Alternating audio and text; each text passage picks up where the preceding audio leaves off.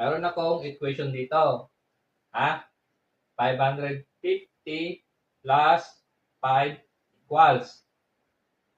Okay? So, kunin mo yung tamang sagot. Pag nakuha mo, may 500 ka. Yan. Kahit ano dyan, pwede mong galawin. Nakuha mo lang yung sagot. Oh.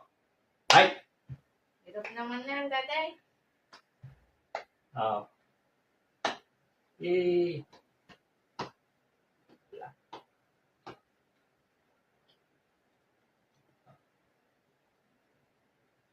Yeah.